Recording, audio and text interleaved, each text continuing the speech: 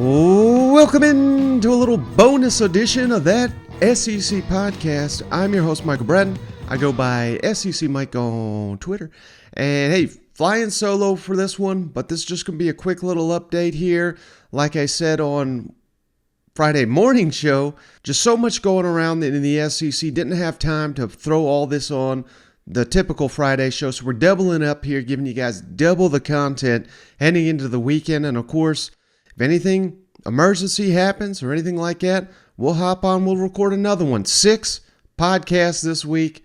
We'll go 7 if we have to. And if you guys are appreciating all this content on the YouTube channel, on the podcast, give us a 5-star written review. Subscribe to the YouTube channel. Give us a 5-star rating on Spotify. You do any of those, we'll send you a beer koozie free of charge. Just send those on over to that SEC podcast at gmail.com. But hey, on with the show.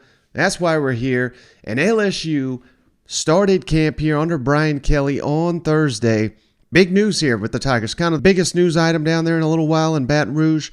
Running back Tre Bradford no longer an LSU Tiger, which chips away at the depth, obviously, of the running back position down there. But something I've been hearing some good buzz about, and we've been hyping this guy up for a long time now, John Emery. Unfortunately, he didn't play last season, so he should be rested. And if you missed it, go back and check out our interview with Brett Sionka, Pick 6 Previews, talking about the offensive system Brian Kelly's going to want to run down there in Baton Rouge. More of an I formation, power, smash mouth. We know there's uncertainty at the quarterback position, uncertainty on the offensive line.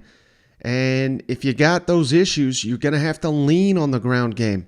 And all the buzz out of Baton Rouge is this is finally time for John Emery to take over. He's ready. He's poised. 5-star talent came in. He's going to be the one that leads the Tigers early on with the schedule. It ain't easy right out the gate. Florida State, Mississippi State, week 3 of the season. So they have got to be able to manufacture points right away. And it's going to come down to that offensive line and John Emery. And if you've got an offensive line that's somewhat in flux, it's talented, they've added transfers, they got a star left tackle, true freshman, any offensive lineman would tell you they prefer run blocking over pass blocking, particularly when they're working for the first time together, getting that continuity going. So keep your eye on John Emery, particularly now that Tre Bradford not with the team. It's going to be John Emery time there in Baton Rouge. But, of course, the star of the show, Kayshon Boutte, it wasn't sounded too good in the spring. Now it's all roses down there in Baton Rouge. That was the first question Brian Kelly got asked right out the gate. Kayshon Boutte, who's going to wear number 7 for the Tigers this season. Brian Kelly sounds fired up to have old number 7 on his side. Kayshon Boutte, where do you see him right now with his health, and what kind of potential? Is he a guy that could win the Biletnikoff for you if he plays up to potential? Well, this was my first glimpse at him, quite frankly, and he's an explosive player. He's learning how to practice. Today he was a guy that I had to remind him a little bit about how to practice the right way, but he's so committed. He's worked so hard. I'm excited, for him really, because you can see his potential is one of, can he be the best receiver in the country? I think he can be, but you got to go out and do it. I just like the fact that he is totally committed to what we're doing and how we're doing it, and now he got a chance to see how we practice for the first time. And, he picked that up today as well. His player load was pretty high today. It's probably a little bit more than we maybe thought that we wanted for him, but he handled it well, and I expect him to even continue to build on that. So, yes and yes to all those things, and excited that he's with us. But when it comes to that offensive line, when it comes to the quarterback, those are things LSU they don't have answers for at this point in time. And Brian Kelly is very transparent about that entering his first training camp down here in Baton Rouge. So let's kick it over to Brian Kelly. I appreciate the transparency here, but it sounds like they like the group they've got at offensive line. It's starting to piece together already.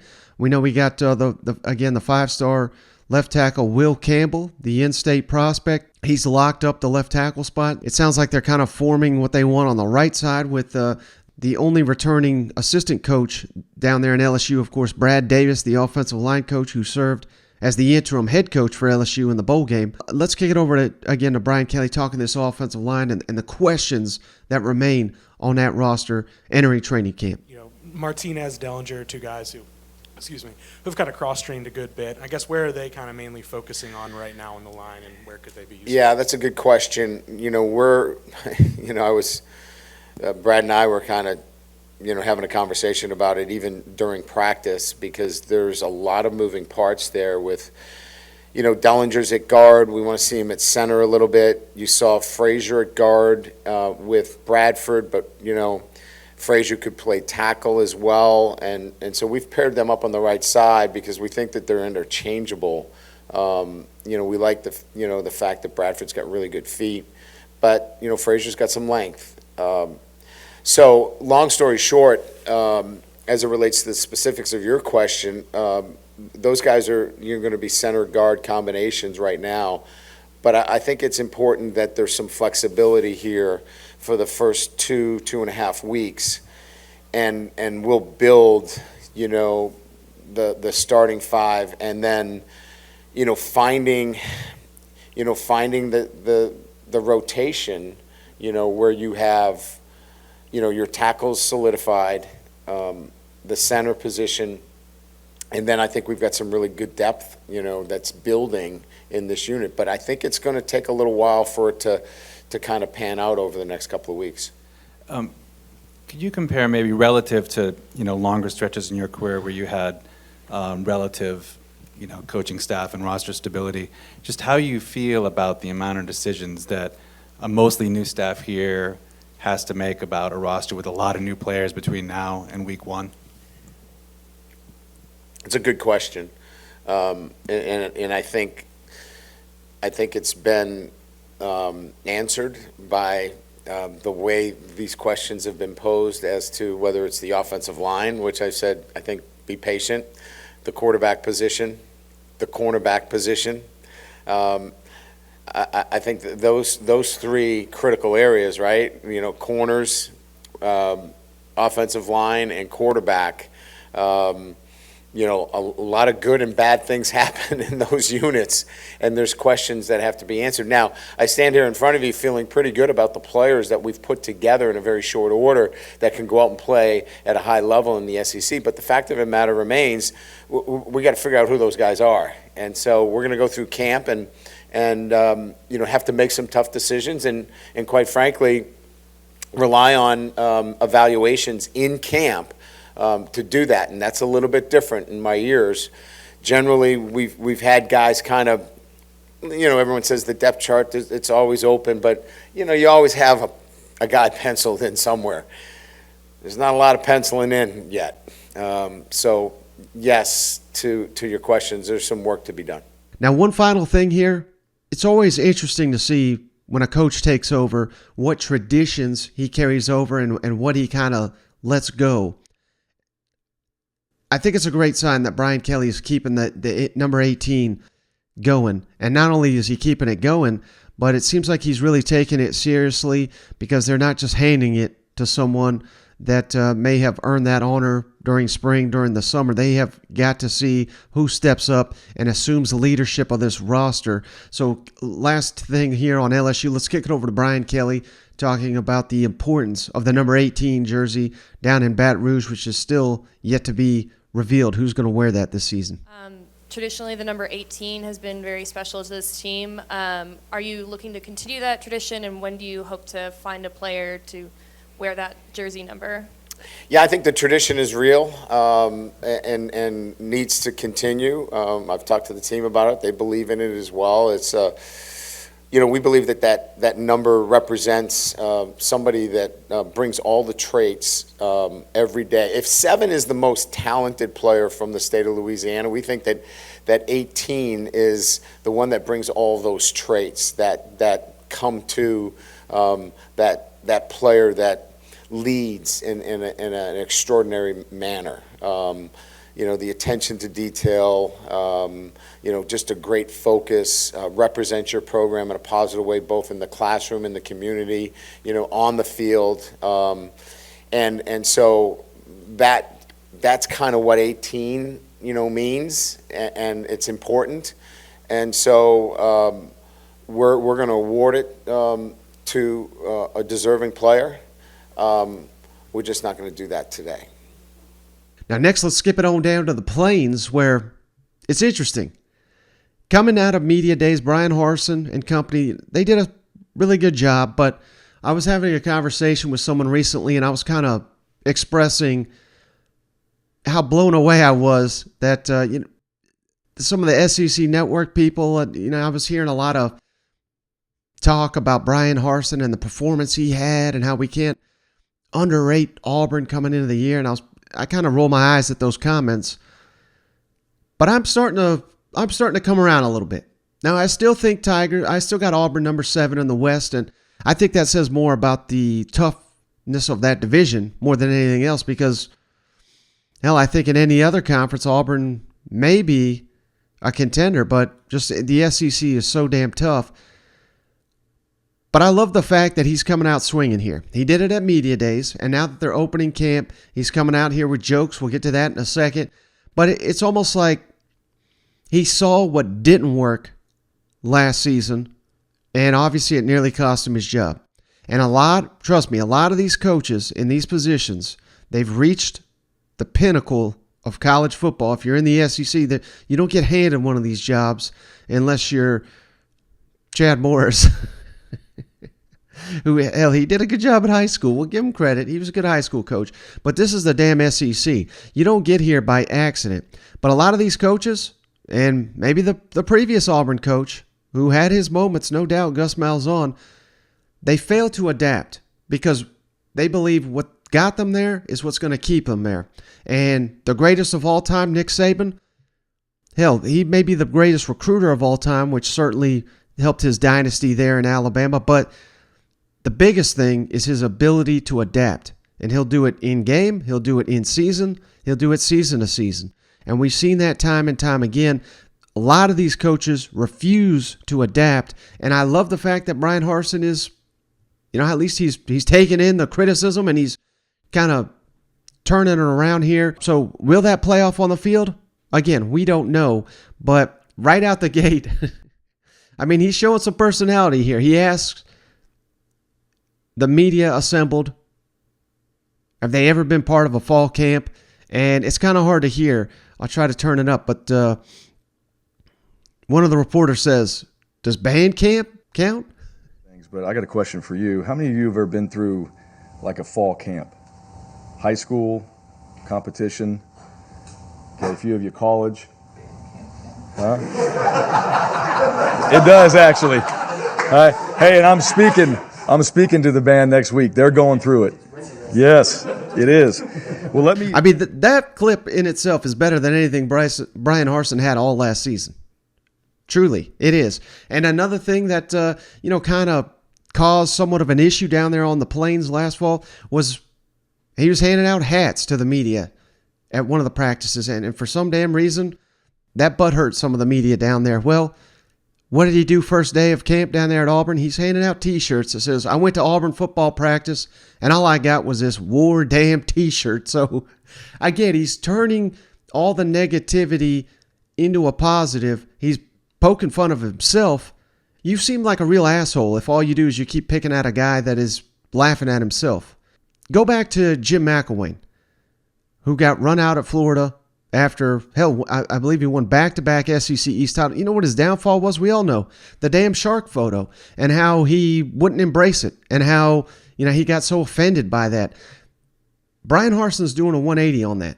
And I'm not saying it's going to result in him keeping his job, but it sure as hell is not going to hurt him with all the media starting to come around, with the fan base starting to come around. They've got to execute on the field. That's more important than anything, but the schedule lines up well for them. They get 2 cupcakes right out the gate. They get Penn State at home, nationally televised. You win that game, you're going to build momentum all across the sport. Missouri's your first SEC game. You get them at home. I'm just saying, hey, they could be 4-0, 5-0 right out the gate here. They play LSU. This is their second SEC game, but hell, they beat LSU last year. So I'm just saying, Auburn, a team to watch. And that is something that Harsin hits on here. Settling the score in arena. Talking seasons coming to an end. That's something they're working on here in the Plains, as well as quarterback. That's a big issue. They're going to split the reps here between all four guys: Zach Calzada, TJ Finley, Robbie Ashford, and the true freshman Holden Grenier. And of course, the offensive line, which has big-time issues, but it's an experienced group, a talented group. They've not put it all together, but Will Friend is back for year 2.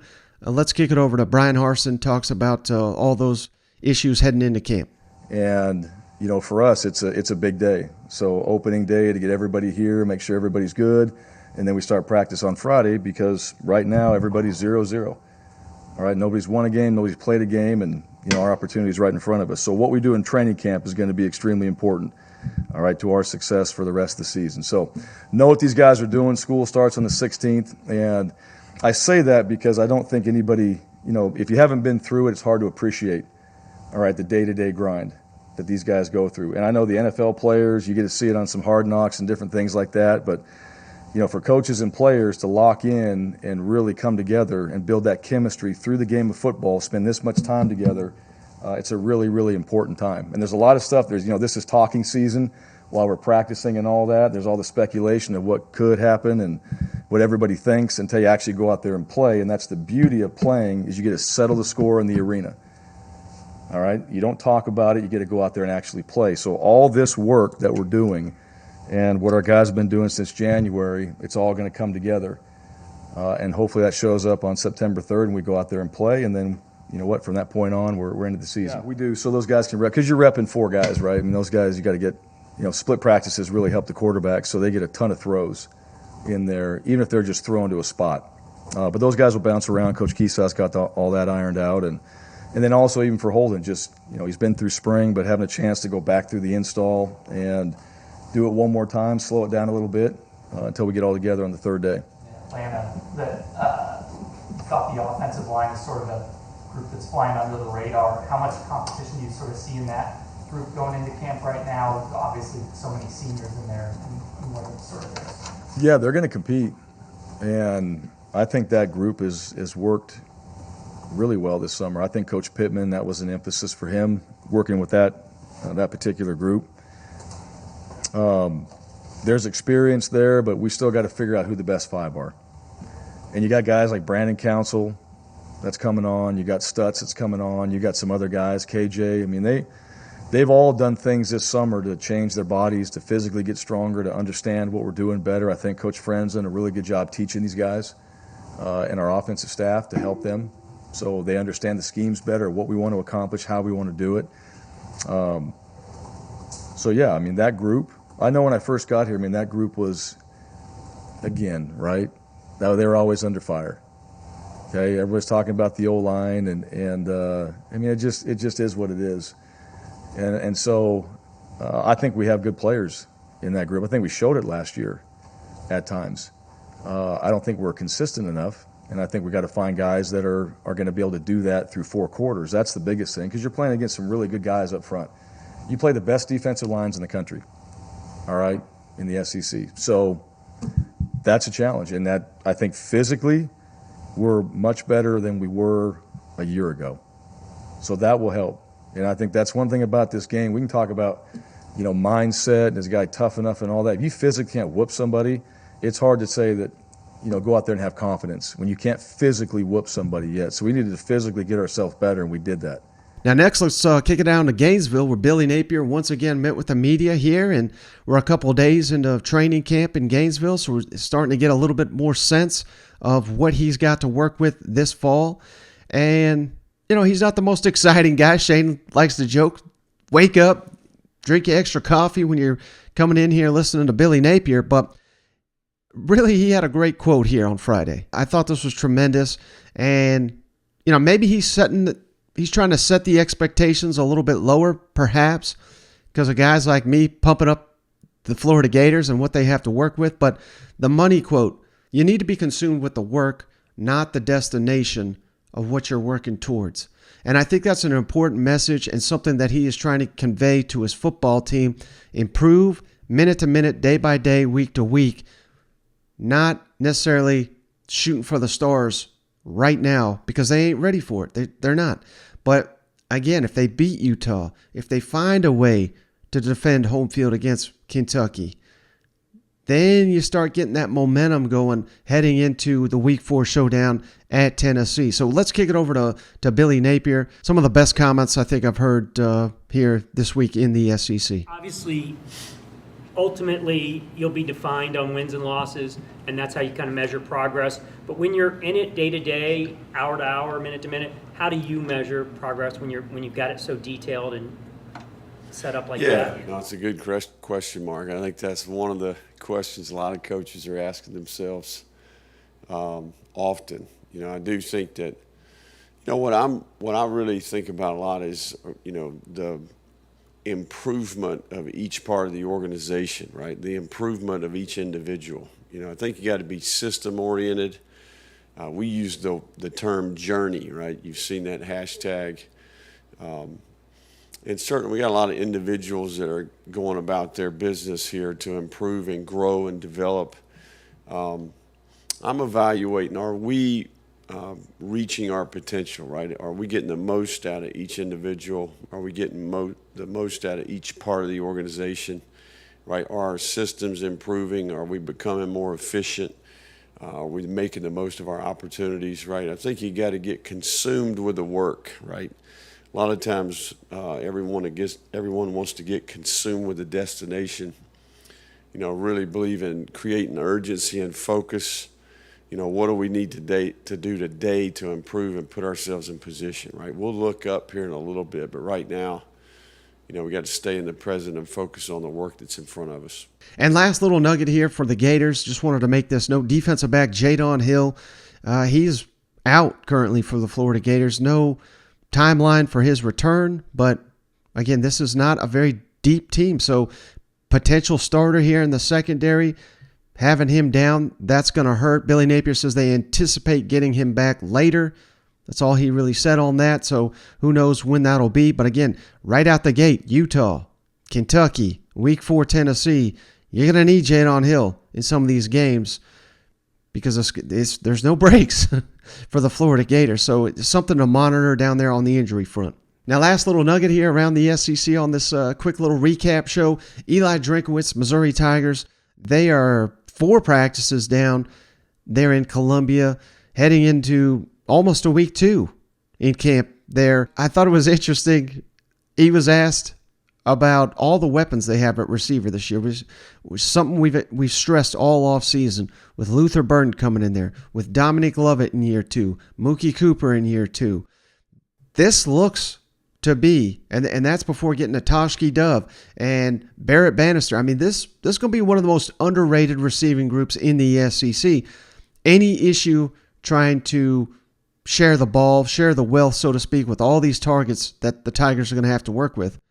Eli Drinkwitz, he basically summed up the situation down there in Columbia real quick with a short answer here. Coach, on Monday, Chance Luper talked about how the receiver group is 3-4 deep and there's only one ball to spread it out. How do you as a play caller kind of distribute when you have so many talented wide receivers in the roster? I'm just trying to figure out who's going to throw it to him first, and we'll figure all that other stuff out later. Can't worry about that till you know who your damn quarterback is, but I just thought that was great, and maybe gives us an indication that they're not even close to naming a starter up there in Columbia with, of course, Tyler Macon, Brady Cook, and Jack Abram now mixed into that. I think he's a distant third at this point in time, but hey, who knows? We'll have to get more updates on that as fall camp progresses in Columbia. But hey, I hope you guys appreciated this. We're working hard to give you guys the latest SEC information. Camps all across the SEC. Everybody's camping now around the SEC. The content is just going to keep flowing all the way to kickoff here. We are less than 30 days from the first SEC Saturday. We are about 3 weeks out from the first SEC game with Vanderbilt, Hawaii. So much action coming to the pod. Stay tuned for all the latest and greatest. And next episode, we'll have Cousin Shane back on the line. But that's going to do it for this episode of the show. We'll catch you on the next one.